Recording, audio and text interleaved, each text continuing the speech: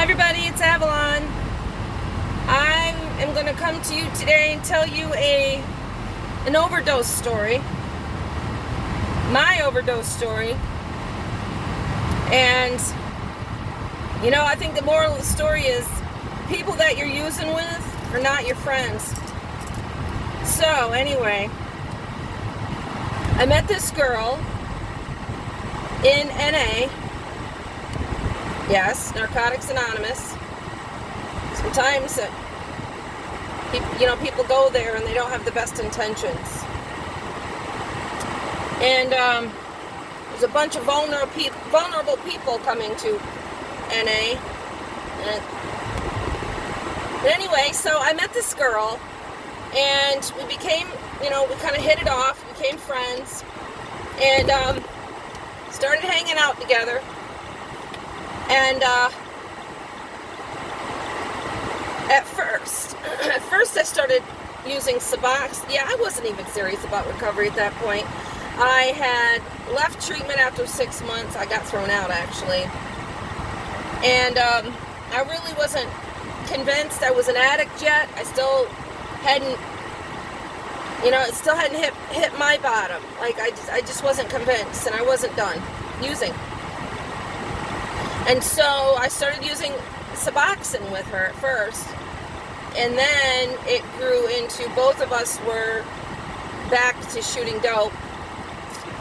And so I went to her house one day. Her boy was coming down from Binghamton and was going to bring us some bags of dope. Normally I could do 4 or 5 bags at a time from my normal dealer. And so when all I had the money for was 2 bags, and so I thought, I'm just going to do the 2 bags. So I went in her bathroom, and I loaded my needle, and I injected it, and I felt this, I felt the instant thing, and then I woke up again in the hospital. And this was 6 years ago or so. So, and in my small town, they didn't have their guys, their police officers or their ambulance guys carrying around Narcan. It was right on the verge of that I got out. But and so this is what had happened. I found out later. I OD'd in her bathroom. She, my friend, wanted to throw me in a field on her road that she lived on, the back roads. Throw me in a field and leave me because she had too much to lose. She was living with a guy, and he didn't want her to be using, and she had 2 kids, 2 small little girls. She did not want that bad PR. So she just wanted to throw my ass in a field. Her boy from Binghamton was like, no, I'm not going to have any part of this. And he called 911 because he knew about the Good Samaritan law. And luckily, he had a conscience.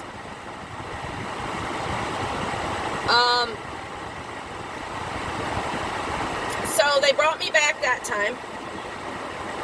Next time, it was the same fucking girl. This time it was in my house, in my bathroom, and she dumped my ass, took off, and another friend called 911. And it happened one more time, just not with her. But anyway, I OD'd 3 times in 5 months. The 5 months that I was out of rehab, out of the halfway house, I died 3 times in 5 months.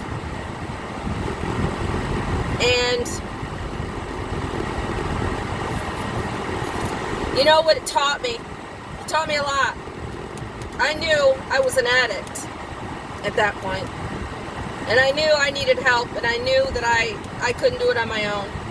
And I knew that I had to be willing to do whatever it took to get, this addiction thing taken care of. And, I went in the second time with a different attitude.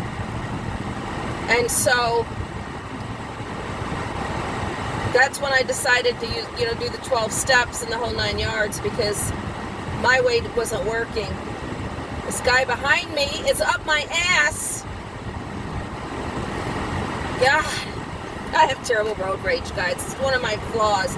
But anyway, and I also learned that people, I cared about this girl. Like, she was my friend. But you know what? I wasn't hers. And her addiction was running the show, and her selfishness was running the show. But to be honest with you guys, would I have called the police or the ambulance if somebody I was around OD'd? Or would I run out of fear of getting in trouble myself? I mean, I'm not going to say I really hope I would have called, but I can't promise you that I would have.